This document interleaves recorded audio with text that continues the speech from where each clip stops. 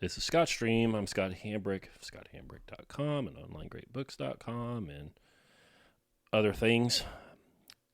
I'm going crazy. Don't even know exactly what I want to say here today. We're in the midst of the coronavirus onslaught, whatever that may be. It's March 16th, 2020. I'm really irritated with, frankly, everybody and how this has been dealt with broadly. One, most healthcare professionals that I know personally and have spoken to have taken a boring, safe, mid-wit approach to this, which is to say that it's not a big deal. That's such a simple, easy approach to take. You know, we've had SARS, H1N1, bird flus, swine flu, etc. And all of those seem to, while they hurt people and were dangerous, they were contained and everything turned out okay. And it's always going to be the right move to say that this is not a big deal and you should go on with your life as normal until it's not, right? I remember the Y2K panic, where there were people prepping and laying in food and buying generators because they were worried that the electrical grid and more was going to collapse as a result of software bugs from the change from the 1900s to the 2000s. And it didn't happen. I've had some friends that have been saying that the end of the world was coming on a certain day, and then those days come, and then they pass, and the world keeps on going. And I think being concerned about those kinds of things and preparing for those kinds of things is maybe not very rational and maybe not a good idea. But as far as pandemic is concerned, there is no question that over the fullness of time, given enough time, that we will experience a worldwide pandemic that kills millions of people. The last one was the 1918 Spanish flu, and we're overdue. But every time a midwit says not to worry, and then it doesn't turn into a pandemic, they think that they were right and they were rational and they were making a good choice. But I think that the consequences of not worrying and being wrong are far too great. Given enough time, as I said earlier, one of these diseases is going to be of pandemic proportions and kill millions of people. When that one comes, maybe it's corona, I don't know. But when that one comes, how smug and how good will you feel about your moderate response to the thing in the early days? Well, you may be dead and you may not get to think about how wrong you had been. But we've put ourselves, as a country, as the United States, we put ourselves in an economic situation where so many people are living paycheck to paycheck, that the economy is so precarious. It's so built upon debt that we really don't have, as an economy, as a country, we don't have the luxury of playing it safe. We have to go to work. I just looked it up this morning on a website called NerdWallet, where they aggregate a whole bunch of economic data. United States citizens are in $14 trillion worth of debt. They've got about $500 billion of credit card debt, almost $10 trillion in mortgage, $1.3 trillion in auto loans, and $1.5 trillion in student loans. This is in December of 2019. There's a footnote here that says the credit card debt figures in the chart represent revolving credit balances, those that are carried from month to month, rather than all credit card balances. All credit card debt stands at $1.04 trillion. So collectively, we owe about $15 trillion, and the entire domestic product of the country is roughly the same. But also know, when you see somebody talking about the GDP, the gross domestic product, it used to be the gross national product, but we're no longer a nation. But when you see somebody quote GDP, know that they include interests and other banking fees in that. So the economic output of the country is less than the debt. The result is a lot of people just can't take off work. They can't stay home. They can't play it safe because they'll lose their car. They'll go into default on their credit cards. They'll have more fees. They'll be deeper in a hole. And, of course, the government won't let them out of the student loan debt. We put ourselves in such a position that we simply cannot make decisions about our health because our economic pressures are so great. I think that this is going to push us into a very, very deep economic recession, if not a depression. I've been through a couple of these now. I'm 45, and I remember the September 11th of 2001 terrorist attacks. Certainly hurt the economy. It hurt my business that I owned here in Tulsa a great deal. That September was the only negative month we ever was only the only month our sales went down in the entire time that I owned it. But the real depths of the trouble, as far as the stock market is concerned, came in the next May. In September of 2008, some investment banks went out of business, and that's when the financial crisis of 2008 came to a head. But we didn't really see it in the stock market again until March. So it's taken about, in the crises I've seen, it's taken about 8 months. And I think it's going to be the same here. We've got a crisis, a financial crisis, because people cannot work at top productivity. You see, our economy requires everybody working at top productivity all the time for the financial pyramid to not fall down. We can't do that right now. People's economic situations are predicated on everyone going to work. They can't even spare enough man hours within their homes to take care of their own children.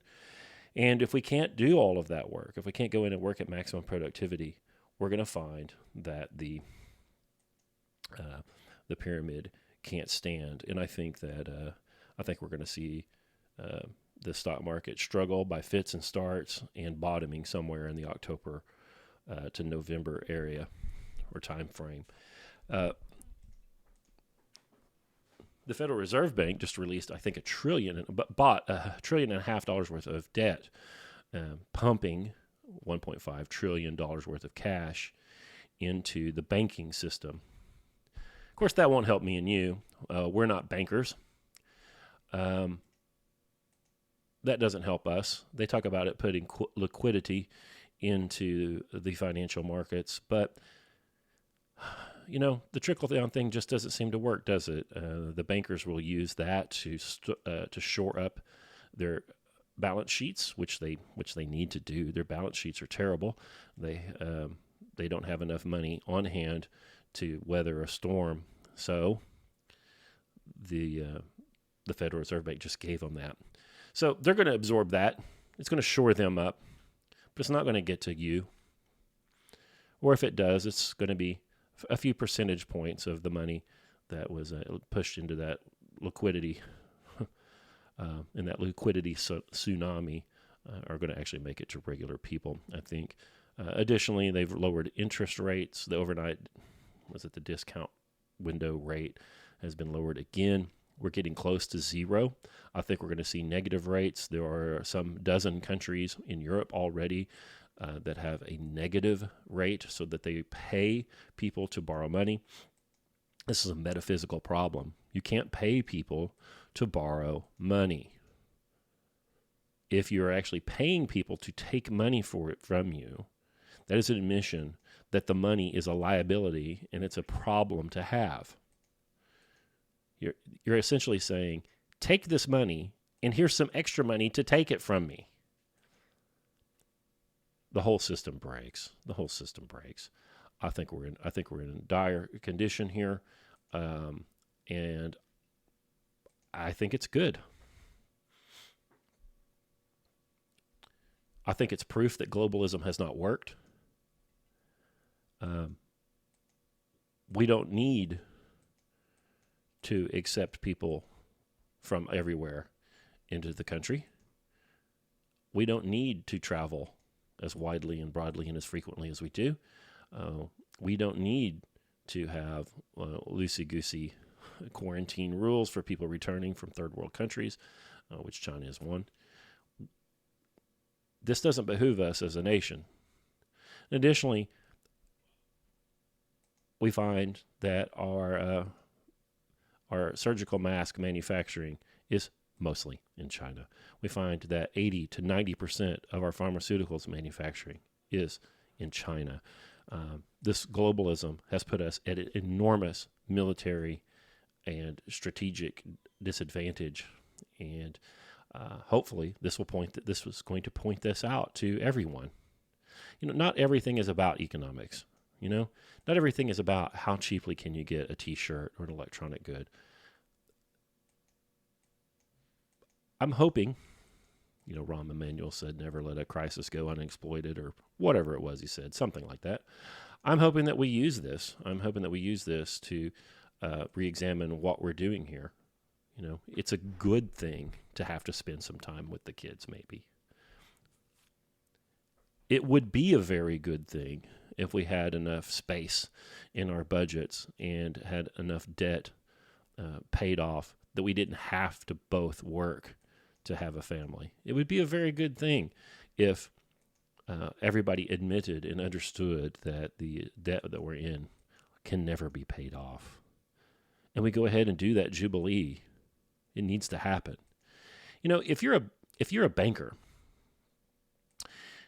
you get to lend on mortgages and automobiles and jet skis and other things, and you get to use those jet skis and automobiles and houses as collateral, so that if the person who takes out the mortgage is unable to pay the mortgage, you can seize the home, sell it, and recuperate at least some of your losses. And even if they trash the house, you at least have the property, the dirt, right?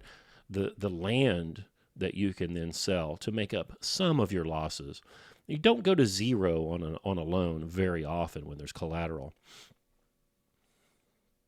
You and I, however, don't have access to those sorts of loans. We have access to the bond market, the stock market, maybe real estate as small holders that have 2 or 3 rent houses or something like that. And in those situations, we can lose everything. We can become financially insolvent and be able to not be able to pay our loans off and lose our rental properties. The stocks that we select may go bankrupt and completely disappear. The value that we had in those go completely to zero. Same thing for bonds. If you do a little thinking, if you think about your Algebra 2 class, and you think about what functions look like, the plots and graphs of algebraic equations, you realize pretty quickly that if you have 2 people with differing investment models, one of which can never lose all of their money, and the other one can lose all of their money, his or her money, over the fullness of time, again, over a long enough time horizon, the investor who can never lose all of his money will end up with all of the monopoly money. One mathematical function that can return a value of 0 or even a negative number versus another function that only yields positive results. In terms of the principal, guys, will eventually win everything. And we're starting to see that. The banking class is starting to own, they are owning a larger and larger and larger share of all of the assets in the country. And this will continue as long as we do not do a debt jubilee.